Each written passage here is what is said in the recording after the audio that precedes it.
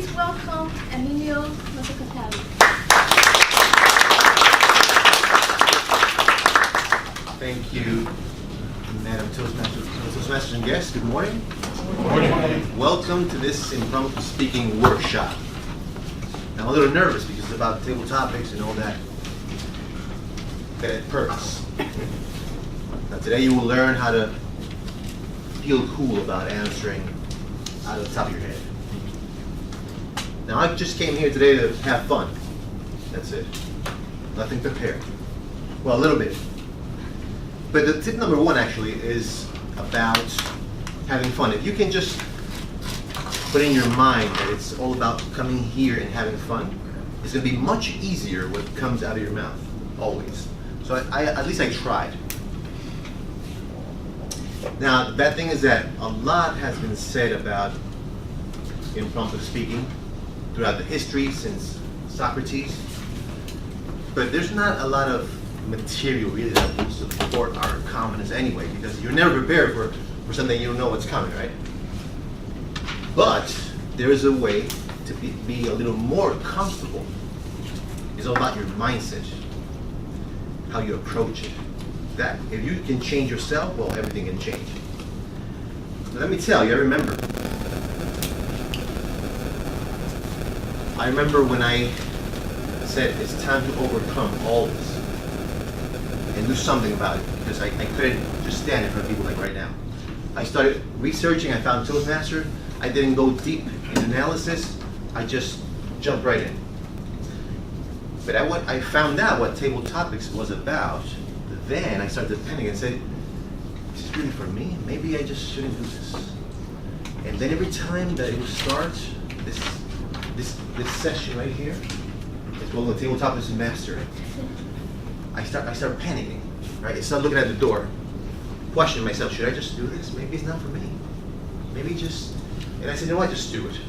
And I stayed, and right now that's why I'm here standing in front of you. But I created like a mental picture about the whole scene when the Table Topics session will come. Something like this. That's not a picture, it's kind of an impression that I had. And I had to overcome that. And I did it. Now, I've heard so many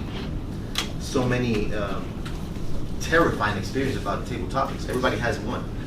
But the worst one I heard was in this club. I don't want to really say the name, it's not really necessary, but it was Reasons of Hell. He said, he was asking an impromptu question.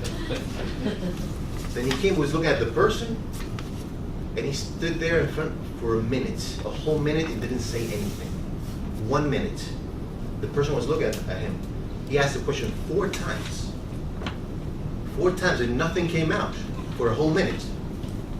I think the question was, who is this woman? Right? That was a joke. It didn't happen, but I've heard stories like that. So now you're going to be preparing in case something happens. When do we use impromptu situations? Every day. Job interview, a phone call, a simple talk with a coworker.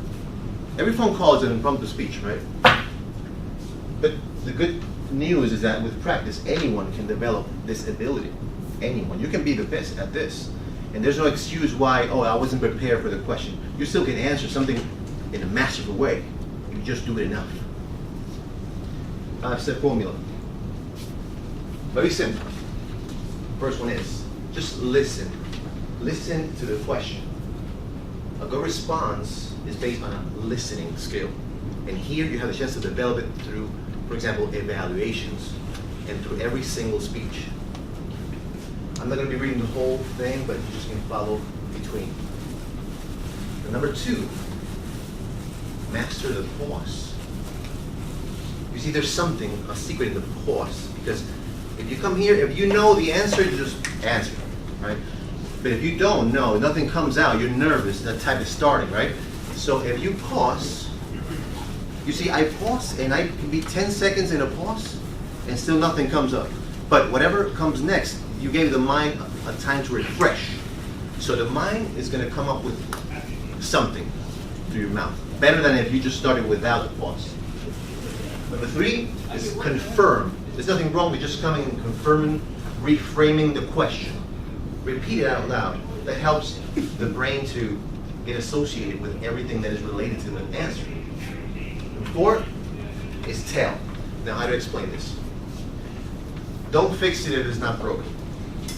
Okay, so if you already gave an answer, which seems to be okay and smart, and you're already in the green, don't start, feeling more comfortable just reframing everything again and doing it all over because you're going to mess it up.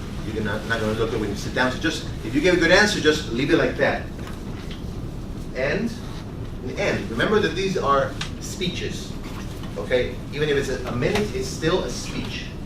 So remember to concentrate here, acknowledge the table topics, master, acknowledge the audience, enjoy the clapping, have a body and an end. Okay. Now, select the strategy. There are 4 common strategies speakers can use to maintain enthusiasm. The first one, express an opinion. It's all about what you think. An answer that you believe in. Okay? Number 2, as cause and effect. State the situation, then discuss its causes and eventual consequences. You can break it down. Like it says then. Number 3, break the topic into components. Once you break it down, then you can describe the components. Number 4, you can use the answer as a timeline. For example, this is what I would do. I've done this before, and right now this is my position about it, and then in the event I do it again. You can break it down in a chronological order. It's easier.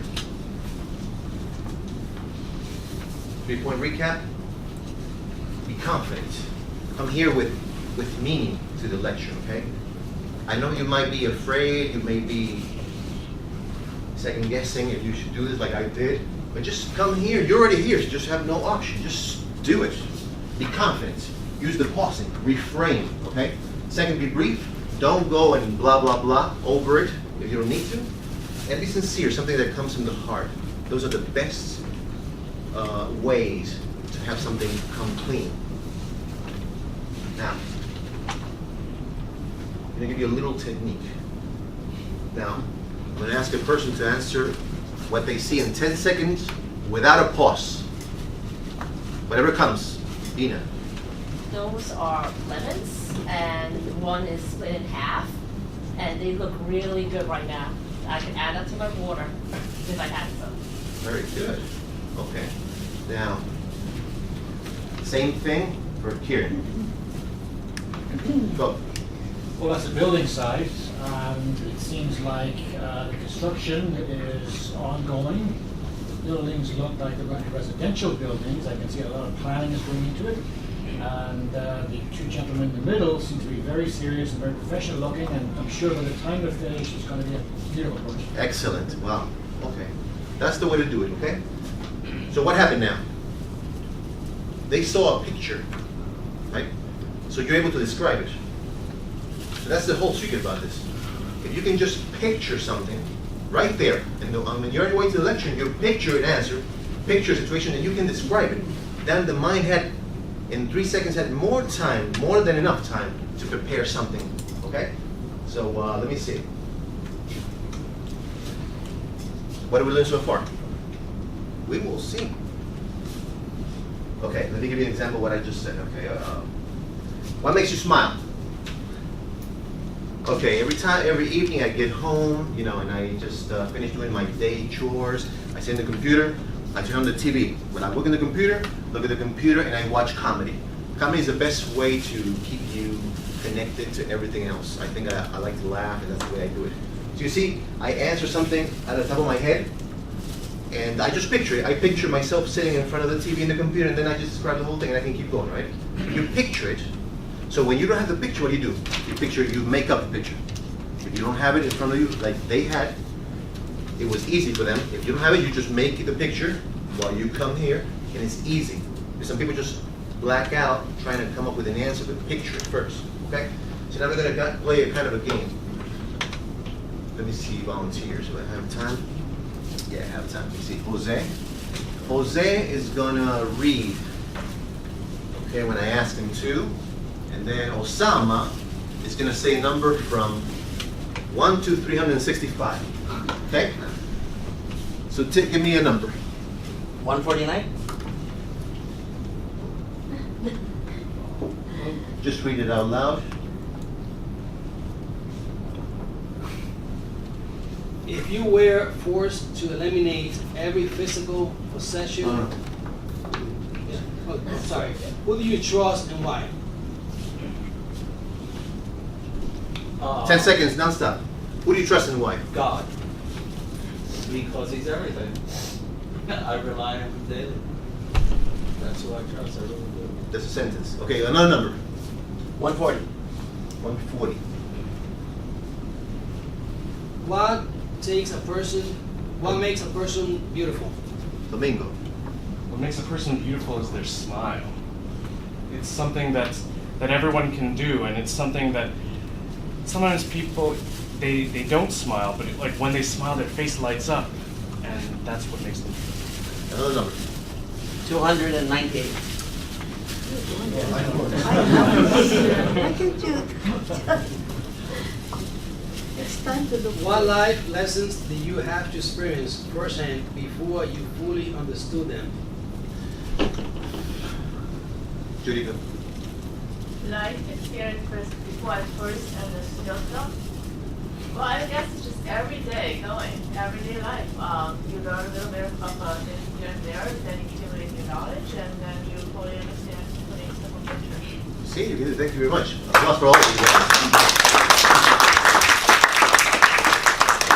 See, you can do this, okay? And you can master this. It's not difficult. Thanks for the help, guys. And the last part.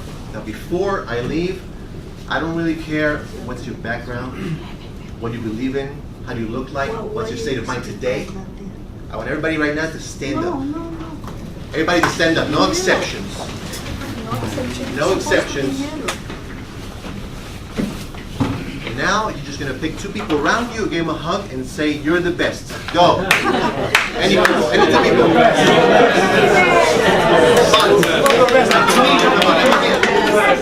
the best, Like you mean it. You're the best. Say it like you mean it. Thanks. When you finish, sit down, please. As you see, the best things in life don't need preparation. Madam Matilda.